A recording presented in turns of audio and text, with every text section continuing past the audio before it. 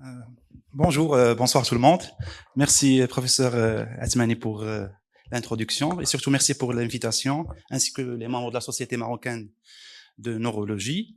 Donc, je suis honoré de participer avec vous pour donner ma vision de pharmaco-économiste, tout en sachant que j'étais à la base médecin, je suis toujours médecin, néphrologue, mais je mène les deux vies en parallèle.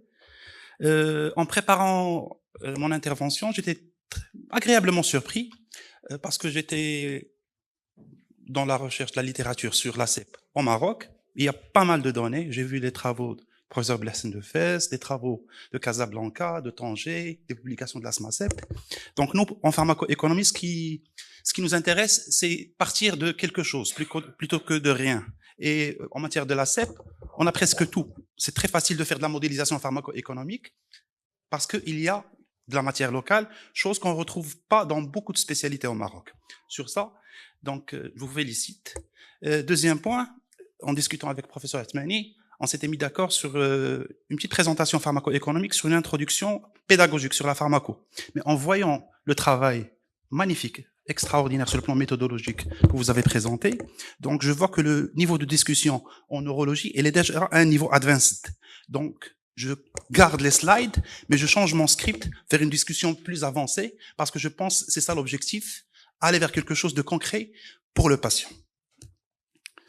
Pourquoi? En raison en pharmacoéconomie actuellement, quelle que soit la spécialité, surtout dans des maladies évolutives, auto-immunes, maladies coûteuses, parce qu'il y a un contexte de ressources limitées au Maroc et partout dans le monde. Et surtout pour quelque chose de fondamental. Quand on est médecin, on est obnubilé par la publication, par le RCT, The Brain, Lancet Neurology, Nature Reviews. Il y a une publication, un nouveau anticorps monoclonal dans la CEP, phase 3 complétée, confirmée, etc. On pense que ça y est, puisque l'efficacité est là, le patient va en bénéficier. Ce n'est pas vrai. Donc c'est quelque chose que le médecin, il doit comprendre que ce n'est pas l'efficacité qui permet de toucher le patient. Parce que si c'était le cas, la discussion n'aurait pas lieu. DMT pour tout le monde, autre traitement pour tout le monde. En raisonnement pharmacoéconomique sur le plan technique, il y a plusieurs questions fondamentales. Traiter, ça coûte cher, c'est ce qui sort à première vue, mais un des principes fondamentaux de la pharmacoéconomie, c'est calculer, ne pas traiter, combien ça coûte. Ou ne pas traiter convenablement, combien ça coûte. Au lieu de donner le traitement indiqué en first line, on donne le deuxième parce que le premier est cher. Ça coûte autre chose. En plus de l'achat du traitement qui est en second lieu dans l'indication, il y a des complications, il y a du retard diagnostique, il y a des rechutes, il y a un EDSS qui grimpe. Donc, en réduisant le coût d'achat, à première vue, il y a des coûts cachés, des coûts déplacés. Donc, il faut les chercher. Et ça, c'est le raisonnement fondamental en pharmacoéconomie. Aussi, on peut avoir un autre raisonnement. Traiter la maladie, ou bien être en préventif, prévenir le rechute, réduire le nombre de rechutes, notamment dans la CEP, ou bien traiter les complications. Si on ne traite pas bien J1, M1, année 1, peut-être qu'on aura des complications. Donc des complications qu'on aurait pu les retarder des années, et nous allons les avoir plus tôt dans le lifetime d'un patient. Là, donc, ce n'est pas qu'un calcul de coût d'achat de médicaments, c'est un raisonnement méthodologique beaucoup plus technique et qui est régi par des règles de méthodologie validées à l'échelle internationale. Donc, ce n'est pas qu'un calcul qu'on peut faire comme ça. On doit respecter une certaine méthodologie qui n'est pas complexe, mais il faut la respecter. Contexte. Tout raisonnement pharmacoéconomique, il doit s'appuyer sur une notion fondamentale. On ne raisonne plus en prix. Donc, le prix, oubliez-le, ce n'est pas de la pharmacoéconomie. C'est la valeur, c'est-à-dire le patient. Est-ce qu'il est touché? Je m'explique. Toutes les publications récentes confirment que les DMT en première ligne ou en deuxième ligne pour certaines indications de la CEP. L'AMM ne suffit pas. Et même avoir un prix ne suffit pas. Parce que la patiente marocaine de tout à l'heure, pour elle, si le traitement indiqué ne la touche pas, donc le traitement n'existe pas. Et ça, c'est pour l'industriel, c'est pour le décideur, c'est pour les sociétés savantes. Un traitement qui ne touche pas le patient n'existe pas. Quand bien même, il a l'AMM. Et donc, le prix dans ce cas, c'est une notion obsolète, parce qu'on met un prix, parce qu'il y a des équilibres de benchmark, mais le plus important, combien on touche de patients. C'est une notion, c'est un critère, je le considère comme un outcome à juger. Un traitement, en plus de l'outcome d'efficacité, c'est l'outcome combien de patients il touche. Et là, normalement, les groupes de recherche très puissants, ils ont ce score. Reaching score d'un traitement. Combien tu touches dans ton pays, selon ta taille de marché, selon ton épidémiologie. Et donc, et c'est tellement important parce que si on a ce chiffre qui grimpe, même les prix, les prix baissent parce qu'il y a un équilibre entre le prix et le volume de patients touchés. Quand on a ce chiffre, on peut à partir de là modéliser les calculs. Et donc le prix comme ça, et on ne sait pas combien de patients seront touchés, le prix devient quelque chose obsolète. Qu'est-ce qui détermine qu'un traitement, DMT ou autre, touche un patient? Ça a été dit dans la discussion. Bien sûr, il y a les coûts, mais surtout le taux de remboursement. Ça, c'est pas le Maroc, ça, c'est partout dans le monde. Il y a d'autres éléments fondamentaux, les disparités régionales, l'utilisation de registres, donc ça a été cité tout à l'heure. Il y a plusieurs éléments qui déterminent l'accès. Je ne sais pas si le tableau est visible. Au Maroc, nous avons des traitements qui ont l'AMM, des traitements qui ont des prix, des traitements qui ont l'AMM qui n'ont pas le remboursement, et des traitements utilisés hors AMM, et des traitements qui ne sont pas sur le marché. La question, c'est que la frustration du patient, des sociétés savantes et des décideurs, c'est que l'objectif, in fine de tous, c'est de traiter le patient. Et là, il faut chercher des équilibres qui vont faire l'affaire de tout le monde. Les caisses doivent survivre et doivent être pérennes, les patients doivent être traités, les médecins, les sociétés savantes doivent proposer le meilleur traitement qui respecte l'état de l'art actuel, et pour cela, il faut quelque chose qui les unit tous. En pharmacoéconomie, on essaie de traduire ces mentalités, ces mondes différents avec un langage commun, technique certes, mais qui permet de traduire des besoins en chiffres que les décideurs peuvent à ce moment-là exploiter pour prendre une décision de remboursement, d'octroi de tiers payants, etc. L'histoire du off-label, c'est pas qu'en neurologie, dans beaucoup de spécialités. Je pense que ce n'est pas un problème de remboursement, je me permets de le dire.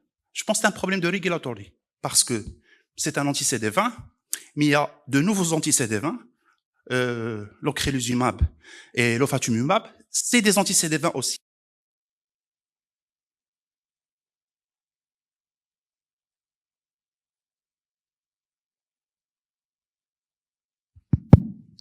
Donc je ne sais pas s'il y a des gens de regulatory dans la salle. Est-ce qu'on peut avoir une AMM alors que le traitement de nouvelle génération, qui est de la même classe, a confirmé sa supériorité. Donc c'est une question beaucoup plus technique que de remboursement. Donc je vais avancer pour gagner du temps. Les prix, on les connaît, ils sont visibles. Mais le patient qui a une CEP, il a un vécu. Il a des souffrances, il a un handicap. Donc, en calcul économique qui se limite au calcul prix-médicament, on ne capture pas la souffrance patient. Cette souffrance patient, nous la traduisons en coût, elle aussi. Si on fait le benchmark international, comment d'autres pays font? Ils font appel à ce qu'on appelle du Health Technology Assessment, évaluation des technologies de santé. Donc, c'est des agences qui font une évaluation post-efficacité, on va dire. L'efficacité, elle est dans les publications, mais l'accès patient, il dépend d'une prise de décision sur l'AMM, sur le prix, sur le remboursement. C'est une science transdisciplinaire avec de la pharmacoéconomie dedans. C'est un pilier parmi d'autres. Dans la pharmacoéconomie, nous avons plusieurs types d'analyse. Chaque type d'analyse, il est fait pour répondre à une question dans le processus. Donc, il n'y a pas qu'un seul type de calcul, il y a plusieurs. Et du côté des agences de régulation, ils auront besoin d'une réponse technique avec un type d'étude pour une étape dans le processus. Et là, c'est quelque chose qui n'est pas très bien compris. Donc, parfois, on voit des études faites, mais qui ne vont pas répondre aux besoins techniques du décideur. Quand bien même l'étude est parfaite sur le plan méthodologique et qui produit des résultats. Mais dans le processus, il faut attendre. Mais toujours, ça a été dit, oubliez le raisonnement médicament. Parce que nous parlons de la sclérose en plaques, d'une maladie auto-immune. Le médicament, ce n'est qu'une partie du coût global. Ça a été détaillé par le professeur Asmani. Le médicament, ce n'est que la partie émergente de l'iceberg, mais la sclérose en plaques, c'est des hospitalisations, c'est des rechutes, c'est de l'handicap, c'est de l'urologie, c'est des IRM, c'est des patients qui ne travaillent pas, c'est des familles qui ne travaillent pas. Il y a beaucoup de choses. Donc, il y a une information manquante en matière de coûts qui parfois, ou souvent, peut être plus grande que la partie visible qui est le médicament. Donc, la partie cachée, c'est le patient et sa souffrance. La partie visible, c'est la facture médicament. Les problèmes, d'un point de vue systémique, parfois, ils ne sont pas vus parce qu'ils n'ont pas, on va dire, une ligne budgétaire. Le nombre de rechutes d'un patient sclérose en plaques, ça ne figure, je pense, sur aucune ligne budgétaire. C'est dans les complications, c'est dans la prise en charge globale, c'est une hospitalisation, mais on ne sait pas le coût des rechutes. Et je reviendrai sur ce point tout à l'heure. Le médicament, normalement, c'est la solution, quel que soit son niveau de preuve. Les coûts sont directs et indirects, je ne reviendrai pas là-dessus. Donc là, ce sont les détails, donc je ne reviendrai pas. Mais là, il y a une notion fondamentale. Quand on calcule des coûts en pharmacoéconomie, première étape, c'est définir la perspective d'analyse. On se met à la place de qui dans le recueil des coûts. Par exemple, dans l'étude de Casablanca, du professeur Asmani, donc c'est un calcul de l'hôpital. Mais dans le recueil des coûts, c'est une question, est-ce qu'il y a des coûts qui ont été supportés par le patient, par l'assurance maladie, par l'hôpital ou par d'autres? Donc, il est obligatoire, sur le plan méthodologique, de clarifier ce point. Parce que, pour un décideur, pour un payeur, il a un budget, il a un mandat, il décide sur son budget. Et donc, dans l'analyse des résultats pharmacoéconomiques, il décide à partir de la perspective. Donc, la perspective, obligatoirement, elle doit être définie et elle conditionne quel coût on va mettre. Et au Maroc, le payeur majoritaire, on le connaît, mais il y a aussi le out of pocket. Ça a été cité tout à l'heure. Les malades, les ménages supportent une grande partie des traitements. Donc, dans l'évaluation pharmacoéconomique de n'importe quel traitement dans la CEP, il doit inclure ces dimensions. Il doit les inclure pour les valoriser. Un traitement, il peut être sur le même coût budgétaire pour le payeur, mais il réduit la participation. C'est important à signaler, parce que si on reste que sur une seule dimension, parfois on ne permet pas l'accès. Un nouveau traitement, il peut donner un surcoût pour le payeur de X millions de dirhams. Mais si on calcule à l'échelle populationnelle que le surcoût patient est réduit de temps, parfois ça permet de compenser. Et là, on rentre dans ce qu'on appelle une perspective sociétale. Ça a été dit tout à l'heure, et je vous en félicite, c'est de la pharmacoéconomie moderne. Aller vers une perspective sociétale, on ne peut pas voir que ce que le payeur paye, aussi les patients, aussi les ménages, ça coûte énormément d'argent pour le pays, et ça coûte pour le pays, parce qu'in fine, c'est le pays qui paye. Si ce n'est pas hôpital, c'est mutuelle, c'est assurance maladie, sinon ministère du budget, mais c'est de l'argent maroco-marocain. Ça, pour moi, c'est un point fondamental. Le médicament, il a un PPV, la maladie n'a pas de PPV. Et ça, c'est un problème, je dirais même c'est un biais cognitif. Donc, en milieu neurologique, vous maîtrisez ça. La CEP n'a pas de PPV. Mais normalement, en pharmacoéconomie moderne, chaque maladie il doit avoir un PVV. C'est ce qu'on appelle, j'avance rapidement, un cost of illness, un coût de maladie. C'est le premier niveau du raisonnement méthodologique en pharmacoéconomie. On doit définir le coût total pathologie pour un pays donné. Comment on fait? C'est à peu près ce que vous avez fait dans l'étude, inclure les coûts directs, indirects, etc. Mais c'est un raisonnement qui part sur des fondations d'épidémiologie. On fait le calcul pour la population. J'ai vu que les tendances, on dit que c'est 20 sur 100 000 habitants peut-être, plus ou moins. Ça nous donne 7 000, 8 000 patients, selon on va dire les données. Peut-être, et ça c'est un élément fondamental, combien de patients sont diagnostiqués, combien de patients bénéficient du traitement. Si on voit les modélisations que j'ai vues dans la littérature, peut-être entre 2500, 3000 patients auront besoin d'un traitement de fond puissant, DMT, etc. Ça nous donne un coût maladie pour cette catégorie de patients à l'échelle populationnelle. Quand on fait ce genre d'études, on se rend compte, comme dans cette étude européenne, Centrale Europe, que ce n'est pas le médicament qui englobe la totalité des coûts, mais il y a aussi les hospitalisations pour rechute, et il y a tous les autres coûts qui ont été cités. Ça a été montré tout à l'heure, la sévérité conditionne les coûts. Plus un malade a une forme sévère, plus il fait de poussées, plus il va coûter plus pour l'État. Et là, c'est l'élément fondamental parce qu'on doit, dans ce genre d'études, isoler les inducteurs de coûts, ce qu'on appelle les inducteurs de coûts. La sévérité, c'est un indicateur majeur en sclérose en plaques. Et aussi, ça permet pour le décideur de mettre de l'argent là où il le faut. Est-ce qu'on doit mettre l'argent précocement, prévenir le rechute, ou bien si on vient tardivement, on met un peu plus d'argent sur les malades sévères parce qu'ils ont besoin de cette enveloppe budgétaire.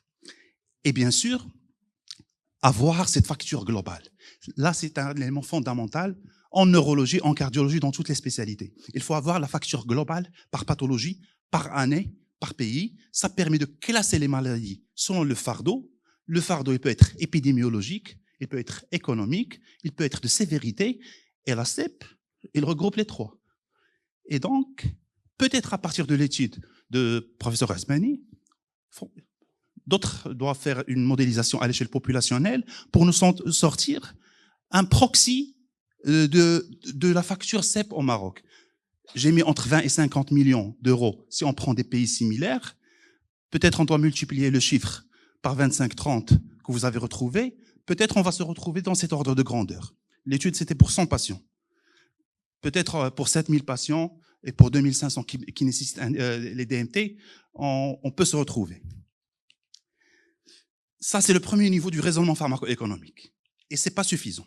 Parce que là, on n'est que au plancher. Voilà combien ça coûte la CEP, quelle que soit la qualité de notre traitement. On n'est pas en standard of care. On est en état de lieu. Au Maroc, voilà comment on traite, avec du off-label, avec la zatioprine, avec un mélange d'interférents, avec je ne sais pas combien de patients sous Ocrevus, etc.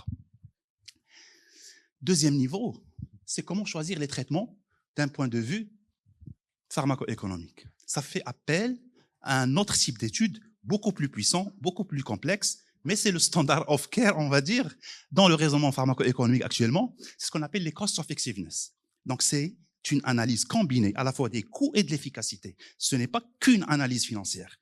C'est beaucoup plus complexe sur le plan technique, mais c'est faisable et ça se fait au Maroc.